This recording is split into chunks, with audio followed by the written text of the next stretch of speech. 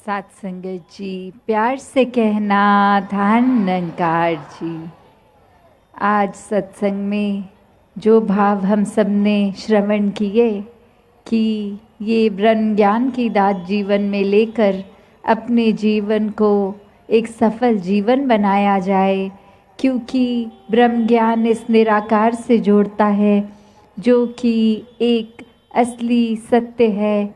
इसके साथ जुड़कर जब जीवन में इसको मन में बसाकर इसको देखने के बाद तो ये भक्ति भरा जीवन ही शुरुआत इसकी होती है। जैसे आज बार बार ये संदेश दे रहे थे कि एक ही इस सच के अंश जो आत्मा हर एक में है, तो जब इस निराकार की ही कोई जाति नहीं तो फिर इसके बनाए इंसानों की कैसी हो सकती है। जैसे एक सूर्य को भी अगर हम देखें तो जब सूरज की ही कोई जाति नहीं है तो सूर्य की किरणों की कैसे कोई जाति हो सकती है। कि जब जो एक स्रोत्र है, एक उसका ही अगर कुछ नहीं है, एक तो आगे उसने जो चीज़ रोशनी जहाँ जहाँ पहुँचाई उसका कैसे हम कोई लेबल दे दें, कोई हम नाम डाल दें। ये परमात्मा ने तो सभी को उन्हीं तत्वों से बनाया है, तो कैसे कोई ऊंचा कैसी कोई नीचा हो सकता है।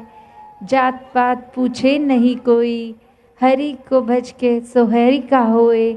तो कैसे एक जो परमात्मा के अंदर ही हर समय अपने मन को टिकाए है, मन में भी परमात्मा को ही बसाए है, तो फिर वो एक जाति पाति उसकी हो नहीं सकती। क्योंकि जिसने परमात्मा को ही हमेशा के लिए मन में बसाया है उसको फिर नज़रिया देखने का, हर कोई का अपनत्व का नज़रिया होता है, हर कोई एक ही नज़र आता है, कोई भेदभाव नहीं। अब जब भेदभाव ही नहीं दिख रहे तो नफ़रत का कारण भी वो ख़त्म हो गया। वरना तो एक नफ़रत करने के कारण संसार में हर एक ने इतने बना लिए हैं कि ये इंसान मुझे पसंद नहीं, इसको मेरी नज़र अच्छा नहीं समझ रही, ये कारण है वो कारण है, ऐसे अनेक कारण मन से एक बना लिए हैं और नफ़रत करने का एक वो वजह बन गई। और जब वही पता है कि परमात्मा जिसने मेरी रचना की है उसी ने सामने वाले की, तो फिर हर एक में परमात्मा ही नज़र आता है। एक मन में जब प्रभु समा जाता है तो फिर मन हमेशा के लिए आनंदित हो उठता है। हर समय एक हमें जो यहाँ एक बात वो भी कि मन की स्थिरता की बात, तो ये मन अलग अलग पूरे दिन में अगर कैसे भी ख्याल आ रहे हैं, सोच आ रही है, एक परिस्थिति आ रही है, पर उसमें भी अपनी सोच को एक मात्र रखकर कि एक मध्य मार्ग की जो बात है, एक बीच का रास्ता कि बिल्कुल दो अलग अलग एक्सट्रीम्स नहीं, तो मन को स्थिर कैसे रखें। तो अगर हम उदाहरण देखें कि अगर कोई एक गिरते हैं, अगर हमारा चलते चलते बैलेंस खराब हो रहा है और डगमगा जाते हैं, तो अगर तो हम कोई पक्की चीज़ को जैसे पकड़ लेते हैं कि अगर चलते चलते फिर कोई अगर ऐसी चीज़ पकड़ ली कि अगर डाली पकड़ ली पेड़ की तो गिरने से बचाव हो जाता है, क्योंकि वो पेड़ अपनी जगह पर स्थिर है, उसके जो रूट्स हैं, जड़ें हैं, उसने उस पेड़ को उस जगह से ठस से मस नहीं होने दिया। तो जब उसकी डाल पकड़ लेते हैं तो वो मजबूती हमें मिल जाती है।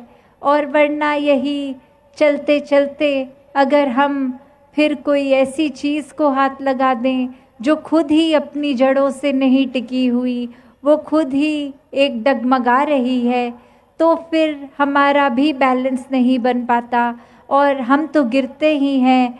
और वहीं एक वो वस्तु भी अगर हमारे हाथ में हो तो वो भी साथ गिर जाती है। तो बात यही कि मन की जो स्थिरता की बात हो रही है, अब मन को अगर गिरने से बचाना है तो हर समय जो स्थिर है उसका आसरा लें, उसकी पकड़ लें। तो हर समय क्या स्थिर है?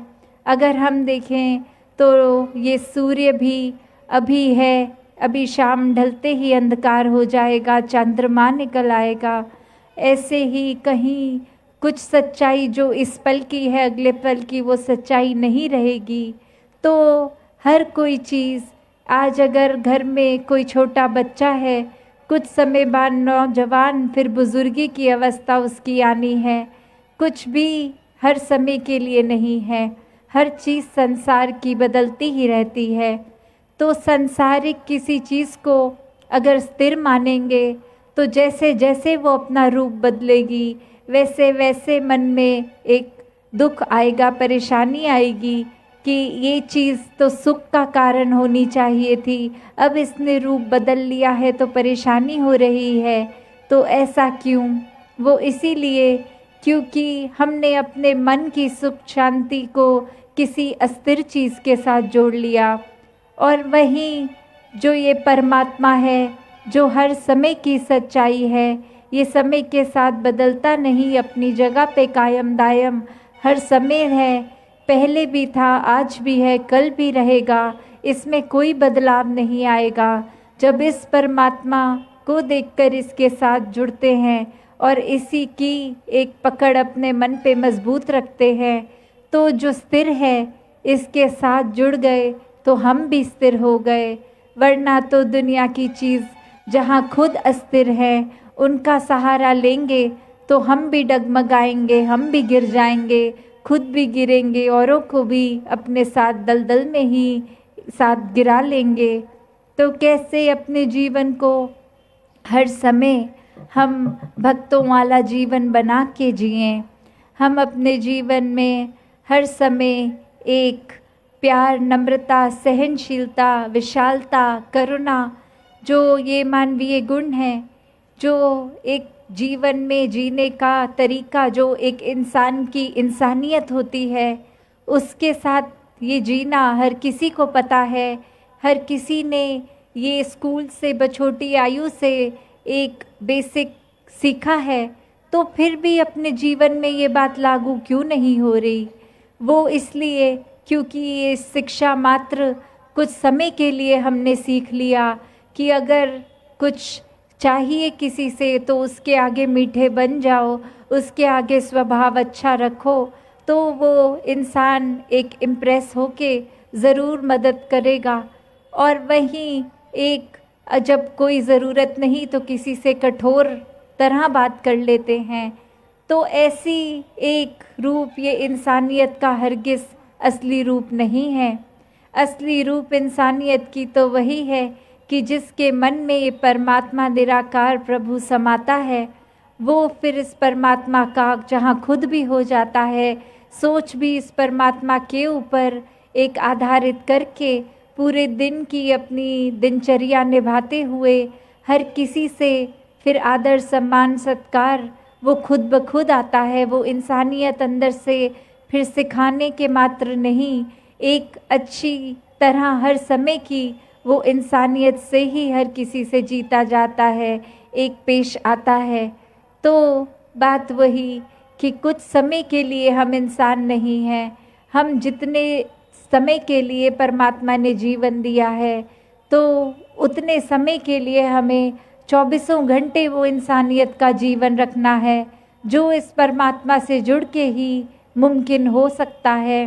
और कैसे फिर अपने जीवन में अपने आप को, जहाँ हम संतों के एक चरण की रज, एक धूल की तरह मानते हैं, वहीं एक बात आती है कि जब हर कोई इतना श्रेष्ठ है, परमात्मा का बनाया, तो इनके लिए समर्पित जीवन ही एक मुबारक जीवन हो सकता है।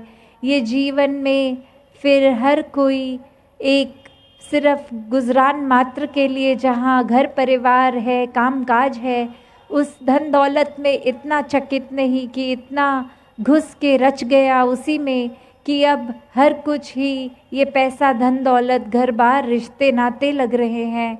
जो हर समय प्रभु के साथ जुड़े हैं उनके लिए फिर ये परिवार के साथ रहना, एक कामकाज करना बहुत स्वाभाविक हो जाता है। वो कुछ अलग से नहीं क्रिया की तरह जबरदस्ती करी जाती। वो मानते हैं कि प्रभु के साथ जब मन का नाता जुड़ गया तो सब कुछ सहज हो जाएगा, सब कुछ बहुत आसानी से अपने आप ही एक हमारे जो रिस्पॉन्सिबिलिटीज़ हैं, कर्तव्य हैं, वो निभ जाएंगे, बहुत आराम से हो जाएगा।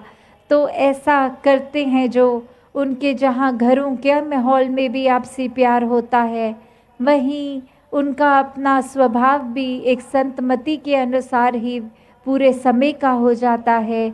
एक जीवन में जहाँ पता है कि कैसे कैसी छोटी बातें कि समाज में भी जहाँ सहनशीलता आती है तो वो मन में एक पेशेंस का आना कि कैसे एक जो सहनशीलता की बात है उसकी शुरुआत की मन में ही वो धैर्य रख के कि हम अगर किसी के साथ किसी ने कुछ कह दिया तो उसको एकदम से पलट के रूखा जवाब नहीं, मन में जिसकी शांति है वो इंसान ज़रूर समझता है कि दूसरे ने अगर कुछ कह भी दिया तो अनसुना किया जाए, उसके मन पे, अपने मन पे उसके शब्दों का प्रभाव इस तरह ना लिया जाए कि बाद में वो इंसान तो 1 मिनट में शब्द बोल के निकल गया पर बाकी का पूरा दिन हम वही शब्दों को मन में दोहरा दोहरा के अपने मन को तंग करते रहें, अपने मन को उदास करते रहें। फिर वही मन क्योंकि अगर उदास है तो उसने अस्थिर हो जाना है, फिर मन में हर चीज़ का प्रभाव ग्रहण करना है। और जहाँ संतों के जीवन में ये परमात्मा का ही रंग हर समय रहता है, वो और किसी चीज़ का प्रभाव लेते ही नहीं, तो ये मन का ठहराव अपने आप बनता जाता है। तो हर किसी ने जहाँ अपने जीवन में इस परमात्मा के साथ जुड़ना है, और वो जुड़ना कैसा, कोई ऊपरी जुड़ाव नहीं, कुछ घंटों की भक्ति नहीं, एक किसी के सामने अपना एक कोई किरदार कैसा है अच्छा दिखाने के लिए कुछ दिखावा नहीं। ये जुड़ाव मन का जो भक्तों का होता है कि ये परमात्मा देख लिया, जीवन में आ गया, अब इससे इतना प्यार हो गया कि फिर इसके प्यार में ही हर पल गुजारा, और वो हर पल भक्ति का रूप बनता चला गया। वो हर पल में फिर एक वही बात आ जाती है कि हम कुछ भी खा पी रहे हों, कार्य कर रहे हों, ये मन परमात्मा के सुमिरन में है। मन हमेशा सत्संग आने के लिए एक बहुत ही उत्तेजित रहेगा कि सत्संग जाकर संतों के वचनों को सुना जाए, संतों के वचनों को अपनाया जाए, संतों के वचनों को जीवन में जिया जाए, अपने किरदार को निखारा जाए। तो ऐसा करके जब मन भी फिर हर एक के प्रति समर्पित ही हो जाता है कि हर किसी ने फिर जहाँ परमात्मा ही सभी में देखना है, तो फिर एक अपने आप को पीछे करके, मन में अहंकार को पीछे करके सिर्फ हर एक के लिए ये विनम्र होकर मन को अपने आप को प्रस्तुत रखना है।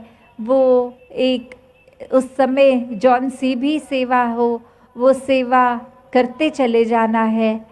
तो इसी प्रकार संतों ने जहाँ अपना जीवन हर समय जिया, ये पहले भी संतों का जीवन इस परमात्मा के ऊपर आधारित रहा है, आज भी ऐसा ही है। तो हर किसी के ऊपर अब ये बात है कि जीवन तो मिल गया, ये मनुष्य का तन भी मिल गया, अब इस तन से इस जीवन को हमने एक गंवाना है या इसको पूरी तरह एक असली रूप में जीना है। और असली रूप क्या है फिर? ये आत्मा जो हर एक के तन में है वो परमात्मा की अंश है। इसको एक परमात्मा का पता चलना और परमात्मा में एक में खो के फिर जहाँ जीवन में कुछ भी हो वो दुख का एहसास ही नहीं कर सकता, क्योंकि ये बहुत सहज जीवन बन जाता है और ऐसे जीवन जीने वाले ही भक्त होते हैं। तो भक्तों भरा जीवन जहाँ हर किसी को हासिल हो सकता है, सिर्फ यही कि अपने मन से ये जिज्ञासा रखते हुए कि परमात्मा की पहचान हो और वो ब्रह्म ज्ञान द्वारा निराकार देखकर हर समय आनंदित जीवन, भक्तिमय जीवन जी जा सकता है। सत्संगत जी, धन निरंकार जी।